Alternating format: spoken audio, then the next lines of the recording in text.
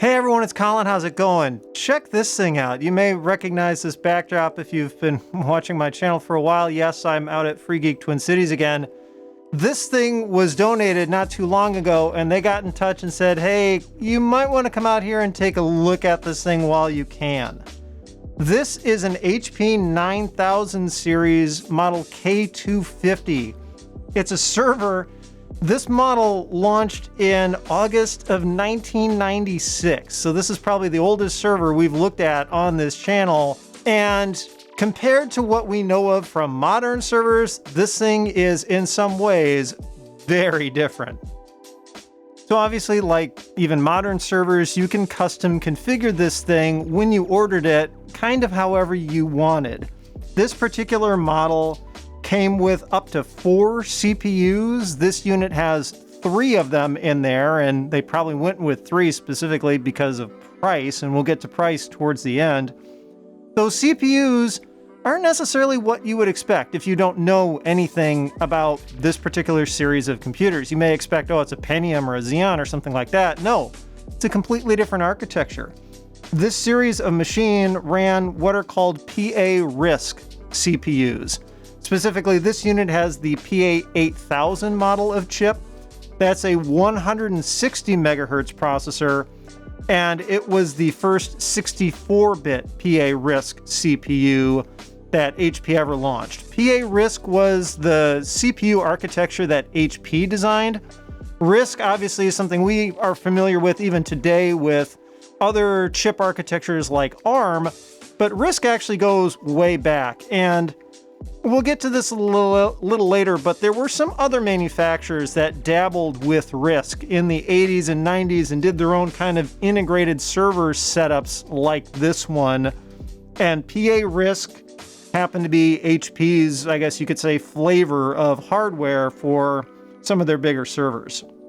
This unit came with a default of 128 megabytes of RAM, and that's what this one has. Apparently it was never upgraded.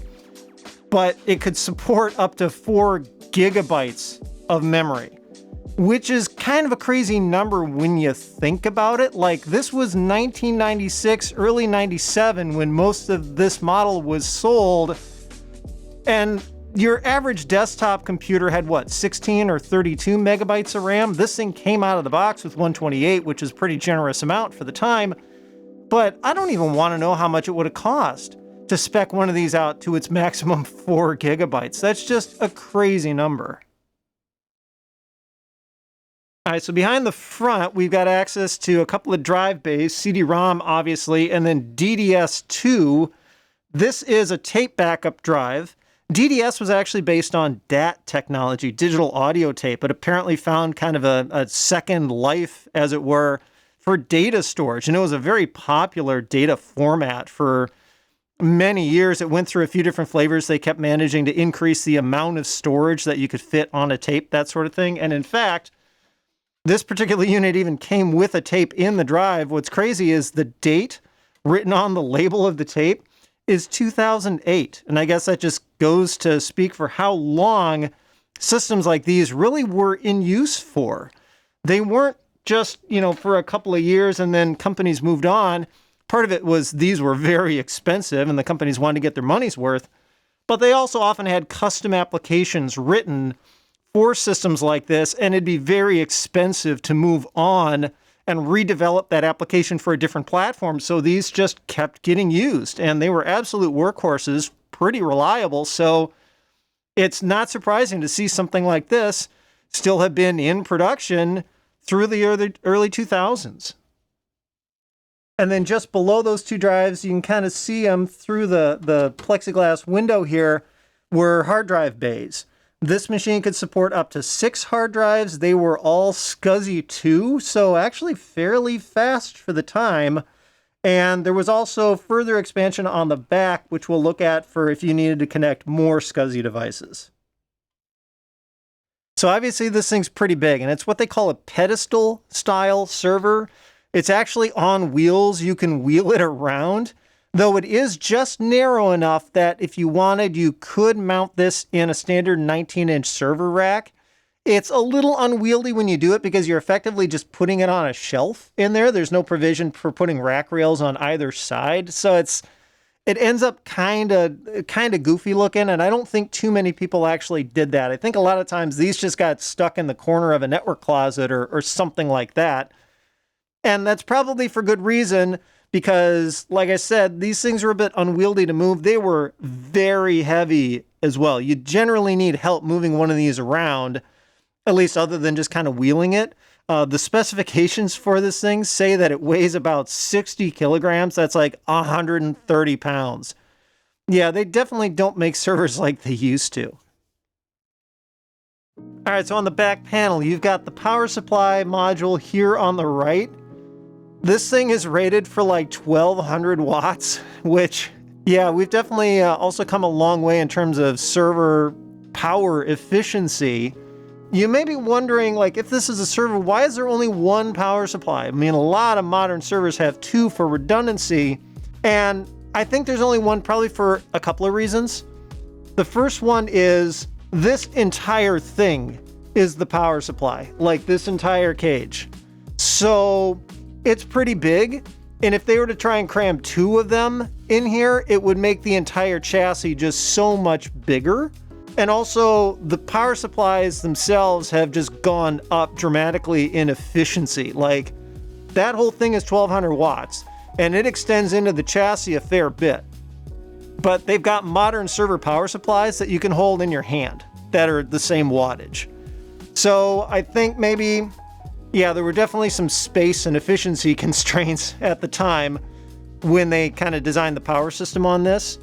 The other thing is, this was in the 90s when, let's just say, companies weren't quite as reliant on computing to keep the businesses going. I mean, we were definitely getting to the point where companies were having computers as an essential part of their operations, but it wasn't so bad at that time where it's like, oh no, the server's down, we can't do anything, we're all floundering, completely useless. Like, they'd be like, oh, well, the server's down, okay, well, you know, we still have paper forms to fill out and analog processes, you know, that sort of thing. It wasn't as critical of a deal at the time if the server failed for some reason. Now, that said, these were built to a very high standard, so failures weren't terribly common. But, you know, there was just kind of a more accepting attitude of some downtime just because it wasn't quite as critical. Now, all of that said, HP also did sell a matching UPS you could buy and mount like alongside this thing, and it could connect to the server itself through a serial cable, kind of like you can with modern UPSs. And if the power were to go out and the battery in the UPS were to start to drain, it could basically instruct the server to do a clean, safe shutdown, you know, when appropriate. So HP didn't just kind of say, well, you know, just plug it into the wall and you're good. I mean, they offered you solutions if you needed better uptime. But maybe the thinking was, you know, if having absolute reliability out of one of these servers was just critical for your operations, you'd just buy more than one. So you can see there are multiple expansion card slots in the back of this unit, and there were like different combinations of cards you could have based on the capabilities and like bandwidth of the motherboard and the system. There's only one actual expansion card in here, and we'll talk about that later. This one running vertical down the middle, though, is like the main I/O card. So even though the motherboard is mounted kind of vertically in the back, flat like this, all the cards slot in straight into it, and then this one is actually how you interface with the computer itself. All right, so let's go through some of those ports. This one's probably familiar. This is Ethernet. It's 10BASE-T Ethernet, which was pretty fancy during the time of the mid-90s because networking was going through kind of a big transition in the 90s. Standards were finally starting to get adopted and people were starting to gravitate towards them compared to the relative mess that networking was previously. So having a built-in 10BASE-T port on here was a major convenience. That said, below it is an AUI port. This is also for Ethernet networking. You could get a dongle, they call them a transceiver, that plugged into here and could convert to a different kind of media, whether that's like coax or something like that. So if your network at work still used a different or older standard, You didn't necessarily have to buy a special card in order to support it. You would just buy the correct transceiver for that. This port is labeled internal modem. This thing actually has a built-in modem in it, and it's kind of like the AUI, where this is a connector that would go into a separate transceiver module that would connect into your phone line. So right off the bat, if you wanted to make this thing remotely accessible, maybe to remote employees who need to dial in and get something done, like you've got a sales rep who travels around a lot and they need to dial in from a laptop in a hotel room, halfway around the world or whatever, in order to book the sale that they just made, you could plug it into the built-in modem and they can just dial into the server and, and input all the information.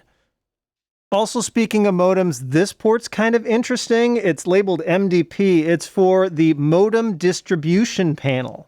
If you had a bunch of modems that you needed to hook up to this server, maybe you had a whole bunch of remote employees that needed to dial in and access the system, you could connect that distribution panel to this port, and then that panel allowed to connect 8 external modems. So you could have like a whole bank of modems for people to use to dial in, and it would all kind of get muxed down and go through this one port. I'm pretty sure this is just some flavor of cereal, and the modem distribution panel hardware did kind of the magic of managing all 8 modems, but you can definitely tell what era this thing is from just by how much dial-up telephony support it's got built in. I couldn't find a ton of information about the audio in and out jacks. Obviously, they're blanked off. It's not on this hardware. Not quite sure what they would have been used for. Maybe, again, part of the telephony capability of this server, but if you've got experience running one of these servers way back in the day, and you know what these ports are for, definitely let me know down in the comments. Okay, so this port with this plug in it is for external SCSI 2. So if you have additional hard drives or other SCSI peripherals that you wanted to add on, you'd plug it into here. This device itself is actually a terminator. That's something you had to do with SCSI buses. If you didn't have an external device, you needed to plug one of these in order to keep things working correctly. Thankfully, this unit still has it, because trying to find one of these days would be a little bit tougher. This port here is for the console. And this is where it starts to get kind of interesting with a server like this compared to how we deal with computers and servers today. You're used to having a keyboard and video, like a monitor and mouse, hooked up to your computer. And modern servers also have, monitor and keyboard mouse ports on them for if you need to physically interact with the server and you can't do so remotely. Servers like this one never did that. In general, to get access to a console session on one of these, you'd actually use a dumb terminal, basically a serial port, and interact with the server that way. Remember, this is a server. You don't generally need a graphical user interface to do much stuff. Most of the time, especially servers from this era, were all managed through a command line interface. So why would you need fancy graphics and all that kind of stuff like a discrete video output would provide? So you would just hook up a dumb terminal or some other console to this port in order to access the system. What's crazy is this is just a standard serial port. So when we had a volunteer testing this thing out, they were actually able to just hook up to that using a USB to serial adapter on their modern laptop, running a tool like Putty in Windows. And it worked just great. Obviously, you can also use dumb terminals, and there is one with this. We'll take a look at that in a second. But yeah, that's kind of the way you would normally interact with this thing if you were the server admin managing this system. Now, that said, this blanked off spot was for an optional add-in card that could give you color, graphical, bitmapped video output. So if there was let's just say, enhanced usage of this server, basically your application depended on a graphical user interface for some reason, you could get the add-in card and plug in a color console in order to manage the server that way. But like you can see, this one's blanked off. Clearly, they never used that. This whole server was just managed through the command line. And when they needed to get on console to interact with the hardware itself, well, just plug in through the serial port. This is that UPS dedicated serial port. So if you bought the optional external battery backup, you could plug it into here and the two could talk to each other. Down here, you've got what's basically just a standard parallel port. You could plug in a printer, I think is normally what people would have plugged in case there's like reports that automatically need to get printed out every day or something like that. And then over here, you can see, again, with the modem, external modem is how this one's labeled, and it's just another 25-pin serial port. So, like, how many modems do you need to hook up to this thing? All of them. You can hook up all the modems to this thing if you need to. There's PS2 keyboard and mouse ports on here. Again, normally I don't think these would have gotten used because you just use the keyboard connected to your dumb terminal through that console port. But these would get used if you had bought into the optional graphics, add-in card for the color bitmap display. Okay, and the only expansion card in this whole thing is only used for networking. This is what's called an Fddi card. This is before 100 megabit Ethernet really became a thing. If you need to go faster than something like 10 base T, Fddi was the way you would do it. It's a fiber optic protocol. So you've got your fiber port connector in here. You'd stick your fiber cable in there. It used multi-mode fiber back then. And this thing would get you 100 megabit access to the network. Now, right at the time this server launched, what's called now fast Ethernet, 100 megabit Ethernet, was brand new.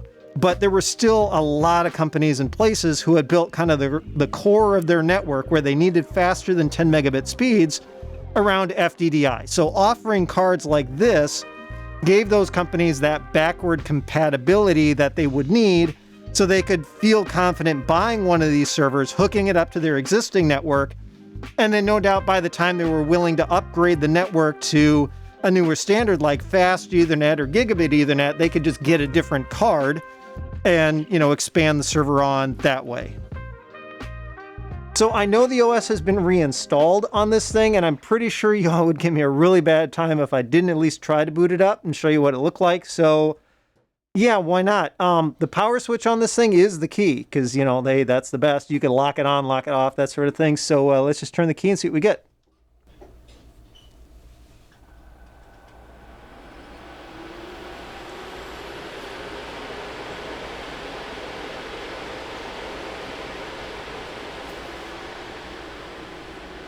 It's kind of loud. I mean, you definitely hear it, and you wouldn't want to leave this running like out in an office, especially as it's ramping up its fans like that. But a lot of servers these days have very like high-pitched, whining kind of fans. This thing, it actually doesn't sound bad.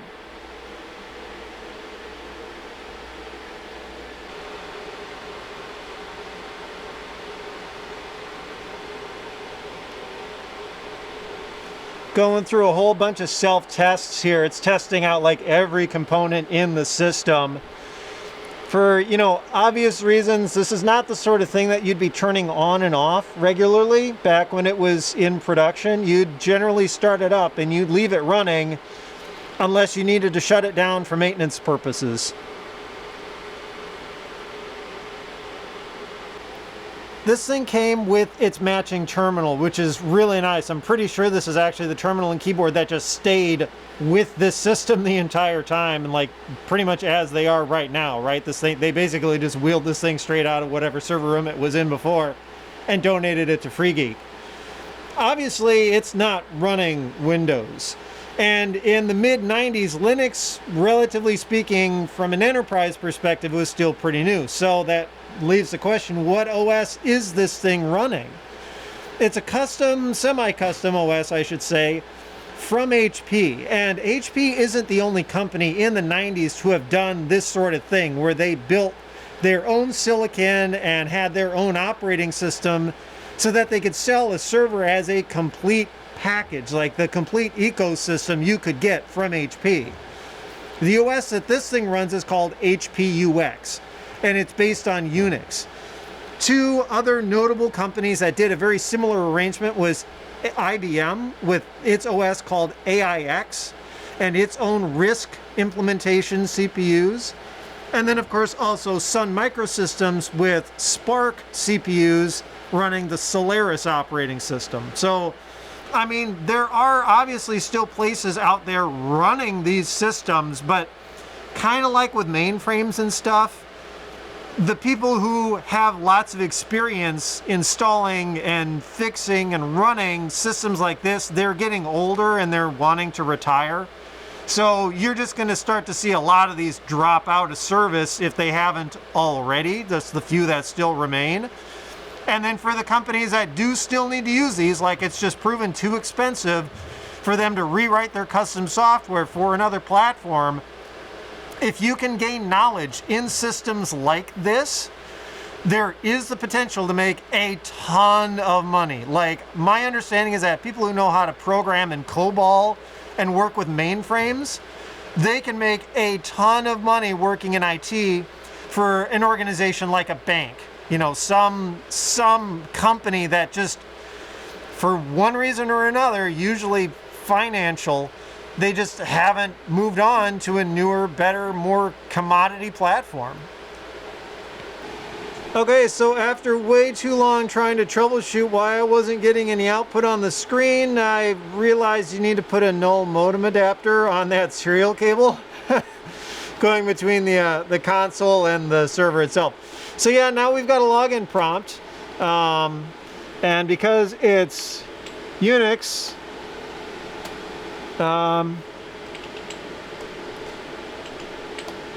there we go. It should actually be somewhat familiar. Like if you've got experience with other flavors of Unix or even Linux, a lot of the command syntax is very similar. You're not going to be an expert in this from day one, of course, but getting around the shell should be fairly familiar, and I'm not going to really go far into this because this thing has a brand new OS install on it. There's really nothing cool to look at. Like, you don't want to watch me just screw around typing in the command prompt, right? And frankly, I'm tired of yelling, so I'm going to turn this thing off and we'll wrap it up.